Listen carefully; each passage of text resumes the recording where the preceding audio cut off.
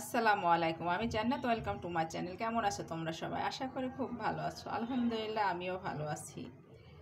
আমি এখন তৈরি করব গরুর মাংস দিয়ে আচার। এই যেখানে বড় বড় পিস করা আছে সেগুলোকে আমি এখন খুব ছোট ছোট করে নেব, পিস করে নেব। আর এখানে লাল মরিচের গুঁড়া, আদা পেস্ট, রসুন পেস্ট, হলুদ পেস্ট, জিরা পেস্ট, ধনিয়া পেস্ট, আর এখানে দারচিনি, লবঙ্গ, এলাচ, জয়ফল, জয়ত্রী সকল মশলা দিয়ে আমি একটা গুঁড়া করে নিয়েছি। এখানে লেবু নিয়ে নিয়েছি, এখানে রসুন নিয়ে নিয়েছি, আর এখানে একটা তেঁতুলের আচার নিয়ে নিয়েছি, কারণ আমার কাছে এখন তেঁতুল নাই এই জন্য আর কি।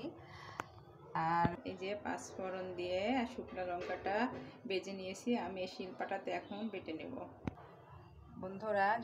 বন্ধুরা যদি আমার ভিডিও তোমাদের ভালো লেগে থাকে অবশ্যই লাইক, কমেন্ট, শেয়ার করে দিও। আর পাশে থাকা বেল আইকনটা অবশ্যই প্রেস করে দিও। তাহলে কী হবে, যখনই নিত্য নতুন ভিডিও আপলোড করব আমি সাথে সাথে নোটিফিকেশন চলে যাবে তোমাদের কাছে। তাহলে চলো মাংসটা আমি এখন কেটে নিই। বন্ধুরা এই যে আমার মাংসটা কুচি করে কেটে নেওয়া হয়ে গেছে। এখন আমি এর ভিতরে আর একটু পানি নাই, আর আমি একটু পানি ব্যবহারও করব না, কারণ আচারের পানি থাকলে আচারটা নষ্ট হয়ে যেতে পারে। এখন আমি এই যে কড়াইতে সব দিয়ে দিচ্ছি। বিসমিল্লাহির রহমানির রহিম। আমি এখন সরিষার তেল 1 চামচ পরিমাণ দিয়ে দিচ্ছি। দিয়ে এটাকে খুব সুন্দর করে নেড়ে আমি এখন মিডিয়াম আছে একদম মিডিয়াম আছে 20 মিনিট রান্না করে নেব। এখানে কোনো একটা ফোঁটাও পানি ব্যবহার করব না। আর আমি যে ধুতে আস্তে চুলাটা দিয়ে রাখবো সেই থেকে আমার মাংস থেকে পানিটা ছেড়ে দেবে। সেই ছাড়া দেওয়া পানিতে আমার মাংসটা রান্না করা হয়ে যাবে। এখন আমি মাংসটা 20 মিনিটের জন্য ঢেকে দিচ্ছি। বন্ধুরা আমি 20টা মিনিট এই যে মাংসটাকে সম্পূর্ণ পানিটা জাল করে সিদ্ধ করে নিয়েছি। এখন আমি এটাকে অন্য জায়গায় ট্রান্সফার করে আমি গরুর মাংসের আচারটা করে নেব। বন্ধুরা আমি মাংসটা বেড়ে নিয়েছি। আমি এখন পরিমাণ মতো সরিষার তেল দিয়ে দিচ্ছি, কারণ আচার করতে গেলে তো সরিষার তেলটা অনেক বেশি লাগবে। আর এখন আমি এই যে রসুনটা কেটে রেখেছিলাম, রসুনটা দিয়ে দিচ্ছি। বন্ধুরা আমার রসুনটা সুন্দর মতো ব্রাউন কালার হয়ে গেছে। আমি এখন একটা তেজপাতা দিয়ে দিচ্ছি আর কিছু পাঁচফোড়ন দিয়ে দিচ্ছি।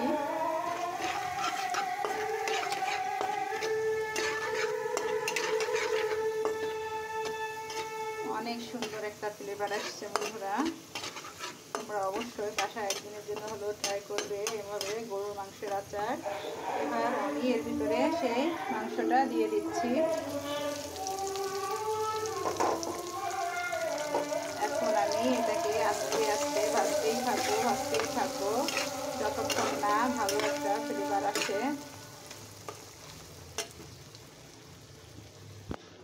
বন্ধুরা আমি এই মাংসের ভিতরে এখন এই যে আচারের ভিতরে দিয়ে দিচ্ছি তেঁতুলের কাঠ বলো আর আচার বলো, যেটাই বলো দিয়ে দিলাম 2 চামচ মতো।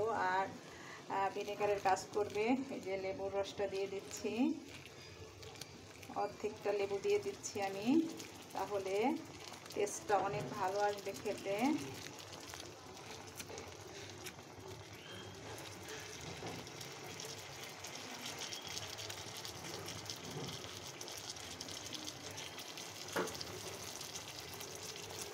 আর আমি এখন ওই যে ভেজে রেখেছিলাম পাঁচফোড়ন দিয়ে আর হচ্ছে শুকনো লঙ্কা দিয়ে সেটা ছিটিয়ে দিচ্ছি এর ভিতরে।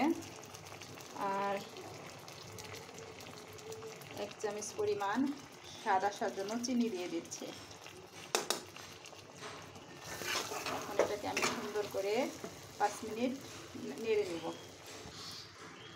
বন্ধুরা এই যে নামানোর আগে আমি ভাজা জিরার গুঁড়া দিয়ে দিচ্ছি কিছুটা, তাহলে ফ্লেভারটা আরও ভালো আসবে। বন্ধুরা আমার আচার রেডি। চলো এখন আমি তোমাদের পরিবেশন করে দেখাই। বন্ধুরা এই যে আমার গরুর মাংসের আচার পরিবেশন করে তোমাদের দেখালাম। যদি ভালো লাগে অবশ্যই লাইক কমেন্ট শেয়ার করে দিও বেশি বেশি করে, আর পাশে থাকা বেল আইকনটা অবশ্যই প্রেস করে দিও। তাহলে কি হবে, যখনই নিত্য নতুন ভিডিও আপলোড করব আমি সাথে সাথে নোটিফিকেশন চলে যাবে তোমাদের কাছে। অবশ্যই অবশ্যই কমেন্ট করে জানিও যে আমার গরু মাংসের আচারটা কেমন হয়েছে। আর খেতে অসম্ভব মজা হয়েছে, আমি খেয়েছি, অনেক মজা হয়েছে। তোমরা অবশ্যই বাসায় ট্রাই করবে, ট্রাই করার পরে অবশ্যই আমাকে জানাবে যে আপু আসলে গরুর মাংসের আচারটা অনেক অনেক মজা লাগে খেতে।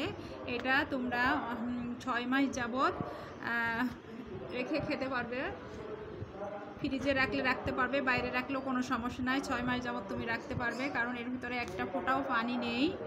আর আমি ভিনেগারের জন্য, বাসায় ভিনেগার ছিল না, তার জন্য আমি লেবু দিয়ে দিয়েছি। আর হচ্ছে একটু টকের জন্য আর কি তেঁতুল দিয়ে দিয়েছি। অবশ্যই বন্ধুরা যদি ভিডিওটা ভালো লেগে থাকে অবশ্যই লাইক কমেন্ট শেয়ার করে দিও। পাশে থেকো, সবাই ভালো থাকো, সুস্থ থাকো। আসসালামু আলাইকুম, আল্লাহ হাফিজ।